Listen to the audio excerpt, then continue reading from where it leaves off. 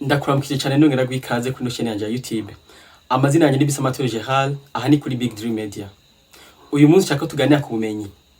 Uko turi uyu munsi kubera ibyo twakoze canke ingingo twafashe ejo hahise. Bivuze ngo nibyo tuzoba muri kazoza, bivana nibyo tiko dukora uyu munsi canke n'ingingo tiko dufata uyu munsi. Ariko rero ingingo canke ibikorwa ushaka gukora uyu munsi bishobora kuba vyiza canke bibi bivanye n'ibyo ufise nk'ubumenyi canke ama information. Niyo mpamvu ukwiye gushira ingufu nyinshi cyane, ukwiye gufata umwanya wawe mwinshi mu kurondera ubumenyi canke mu kurondera ama information. Kuko ukugira ubumenyi bwinshi canke ama information menshi kandi meza ni kugira amahirwe yuko ufata ibintu ukora ibintu vyiza canke ufata ingingo nziza zizotuma kazo kawe kaba keza kurusha uko baye mu gihe atama information meza ufise.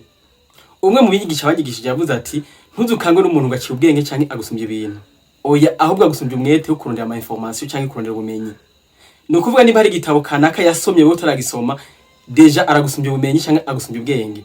Niyo mpamvu nawe ukwiye kurondera umwanya, ugiye gufata umwanya mwinshi cyane no kugira umwete mwinshi mu gusoma ibintu canke mu kurondera amakuru. Ushobora kubona mu runganwe bwawe canke mu bantu benshi bari hafi yawe bariko batera imbere canke bagira iterambere mu buzima bwawe, wowe ugatangara ukuntu bariko batera imbere mu gihe wowe ubura aho bariko baraca. Nta kindi kintu bagusumbya, nta mamaji bagusumbya, ahubwo bagusumbya information yonyene. Bagusumbya ubumenyi. Bashobora kuba baza ahantu bakwiye gushira imitahe wowe ntavyuzi. Bashobora kuba bazi amakuru y'ahantu ariko hakorwa ibintu vyunguka wowe ntavyuzi. Kubw'ibyo kuba bagusumbya byonyene ama information, kuba bagusumbya byonyene ubumenyi bituma batera intambwe mu buzima bwawe bwa misi yose, wowe nawe ugatangara inzira kwa camwe ukabibura. Niyo mpamvu nimba uri umuntu ufise inyota yo gutera imbere, kubaka kazo kawe keza, nimba uri umuntu ufise inyota yo gushikira icyo bita independence financière canke umwidegemvyo by'ubutunzi, nagutegura ibitabo cyo kuri 8 bizogufasha guhindura ubuzima bwawe mu bijanye n'iterambere by'ubutunzi. Nibitabo abantu benshi bashingira intahe vyahindura mu miliyoni y'abantu, ku buryo nawe niba bisoma ntuzoguma umeze nk'uko wari usanzwe umeze. Ngo hayi kazi. Nimba ari ryambere kwikana ino chaîne, ndagutumiye cyane gushira kuri sabone kugira ngo bamuronka video ya kimisi yose iyo tuyashizeko. Icyo ngusaba ni kugumana nanje kuva ku ntango gushaka kumenya ino video kugira ngo ntihagire ikintu kimwe kigucika. Ngo hayi kazi.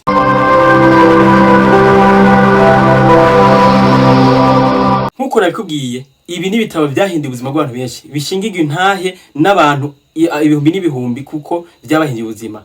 Nimba byahinduye ubuzima bw'abandi bantu, ntaco buzana ubuzima bwawe budahinduka ni wabisoma. Ndagutumiye cyane kunkurikirana kugira ngo urabe liste naguteguriye y'ibitabo bishingirwa intahe n'ibihumbi by'abantu kubera ukuntu bifise ubushobozi bwo guhindura ubuzima bw'abantu. Ku rutonde rwacu igitabo ca mbere gifise ubushobozi bwo guhindura ubuzima bwawe ni igitabo bita Rich Daddy Poor Daddy, cyanditswe n'uwitwa Robert Kiyosaki. Muri iki gitabo turasangamo inkuru y'umuntu yagize amahirwe y'ukuregwa n'abavyeyi babiri. Umuvyeyi umwe ari se wiwe yitwa ariwe yise Poor Daddy, n'undi muvyeyi yari se w'umuhungu mugenzi wiwe ari yise Rich Daddy.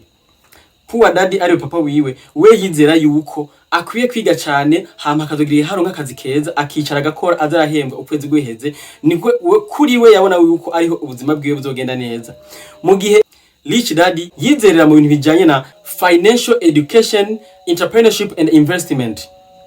Kurondera ubumenyi mu bintu bijanye n'ubutunzi, gukora urucuruza canke gukora ivyawe canke kugwiza ubutunzi ari bita entrepreneuria, canke naho gufata imitahe yawe ukayishira mu bintu bishobora kuzotuma vyunguka muri kazoza. We nivyo yabona yuko ubikoze ibyo bishobora gutuma umuntu atera imbere atankeka.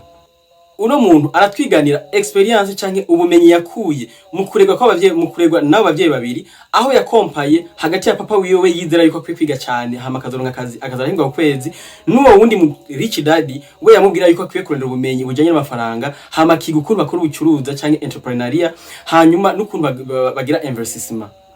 Ndagutumiye cyane nawe gusoma kino gitabo kuko gifise ubushobozi budasanzwe bwo guhindura ubuzima bw'abantu. Ndizera ko nawe gishobora guhindura ubuzima bwawe. Ku rutonde rwacu igitabo gira kabiri ni igitabo cyitwa The Richest Man in Babylon, cyanditswe n'uwitwa George Clason.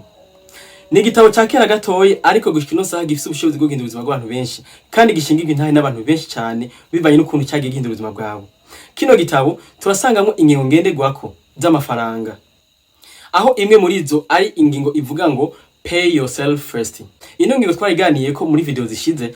Niba soma kino gitabo uzomenya byinshi cyane bijanye n'ingingo ngenderwako zigenga amafaranga.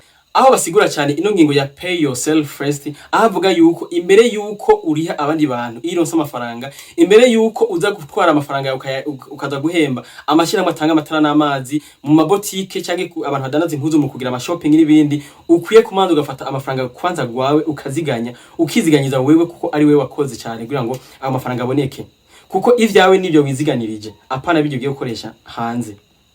Ndagutumira cyo kugisoma ni waronka umwanya, ni igitabo kiza cyane cyo guhindura ubuzima bwawe. Igitabo kigira gatatu ni igitabo cyitwa Your Money or Your Life, cyanditswe n'uwitwa Vicky Robin and Joe. Kino gitabo nacyo ni gisanzwe cyane, gifite ubushobozi budasanzwe guhindura ubuzima bw'umuntu. Muri iki gitabo umwanditsi wacu yaragerageje kwerekana inzira umuntu yocamwo kugira ngo ashikire icyo yise financial independence canke umwidegenzo mu by'ubutunzi. Yaragerageje kwerekana neza ukuntu abantu bakwiye gufata amafaranga mu kudayafata nk'ikintu cyo gukoresha uko bishakiye, ahubwo bakayafata nk'inkomezi zabo bwite. Biciye mu ntambwe 9 yagerageje kuzigura, arerekana neza ukuntu abantu bakwiye guhindura imigenderanire bafitanye n'amafaranga mu kugerageza kwiga neza uko bayasohora nayo binjiza. Naco nagutumiye cyane kugisoma. Igitabo gira kandi ni igitabo bise Millionaire Fast Lane, cyanditswe n'uwitwa MG de Marco. Muri iki gitabo umwanditsi wacu yatweretse neza ukuntu abantu bamwe batera imbere abandi nabo bikanka. Utitaye ku hantu sanzwe uri ubyishaka gukora cyangwa uriwe, kino gitabo gifise ubushobozi bwo guhindura ubuzima bwawe uko byawe bimeze kose. Igitabo kigira gatanu ni igitabo bise The Millionaire Next Door, cyanditswe n'uwitwa Thomas Stanley and Williams. Umwanditsi w'igitabo yaragerageje gukora ubushakashatsi, aho yagerageje kuraba neza ni kwerekana abantu bamwe batera imbere abandi nabo ntibatera imbere mu gihe baba mu gace kamwe wanashima bagakora ibikorwa bimwe. Yisunze ubushakashatsi yakoze ku bantu bateye imbere, yarerekanye neza ukuntu itandukaniro riri hagati y'abantu bateye imbere n'abantu badateye imbere, aho yagerageje kwerekana neza yuko abantu bateye imbere banashima n'abantu babayeho ubuzima bwiyoroheje cyane kandi busanzwe. Arerekana neza yuko badateye imbere aribo bantu mbere bakunda kwimanika cyane, bagakunda kubaho ubuzima burengeye ubushobozi bwabo. Uno mwanditsi w'igitabo yagerageje kwerekana neza ukuntu umuntu yoteye imbere biciye mu kumenya neza aho ashira amafaranga yiwe canke imitahe yiwe n'ukuntu yo yaziganya bititaye ku mafaranga yinjiza uko angana, yaba ari menshi canke make. Uno mwanditsi aragerageza kwerekana neza yuko ukwiye kumenya neza ugakurikirana ukuntu amafaranga uyakoresha, ukamenya aho yashira apana kwibaza ngo amafaranga yagiye he, ahubwo ukamenya aho wayashize. Igitabo gira gatandatu ni igitabo bise Psychology of Money. Muri iki gitabo umwanditsi aragerageza kutwereka ukuntu amarangamutima canke ama-emotion yawe afise uruhare rudasanzwe mu kuntu ukoresha amafaranga yawe. Aratwereka neza yuko amarangamutima yawe arashobora gutuma ufata ingingo nziza canke mbi mu bijyanye n'amafaranga. Kubw'ibyo arakwigisha neza ukuntu ukwiye kwitwara neza, ukuntu ukwiye gukontrola amarangamutima yawe mu gihe uronse amafaranga. Umwanditsi w'igitabo Psychology of Money arasigura neza yuko kuba ufise amafaranga canke gukoresha umwete mwinshi cyane ukaronka amafaranga ari kimwe, ariko ukuntu kontrola amaranga mutima yawe kugira ngo ukoreshe amafaranga yawe wongere uyagwize ari kindi kintu. Arasigura neza yuko iminsi yose uronse amafaranga urakwiye gufata umwanya ugakontrola cyane ama-emotion cyane cyangwa amaranga mutima yawe imbere yuko wifata ingingo yo gusora amafaranga yawe.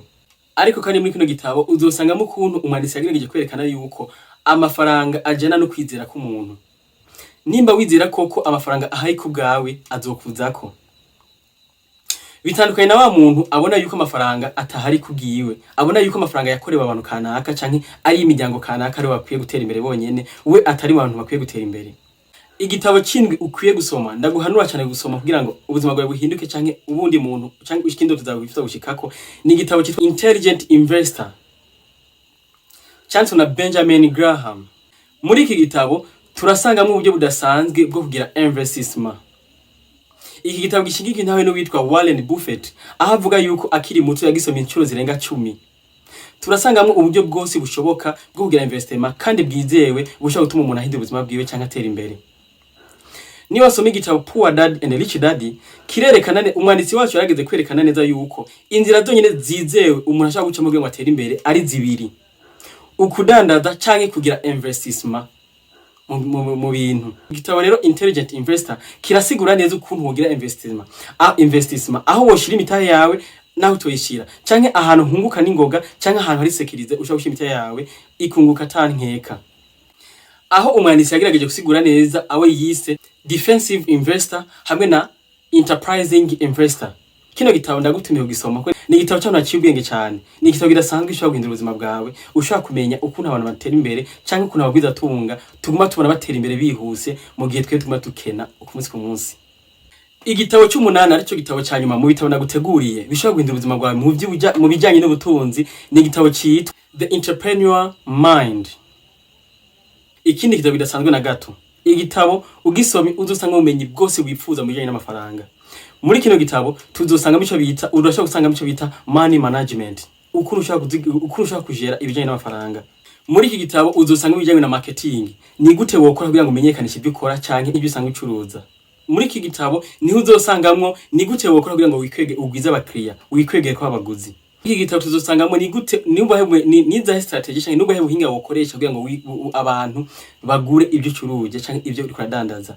Hari ukuntu mu gihe uri kudandaza abantu baza bakabaza ibiciro gusama bakarengana.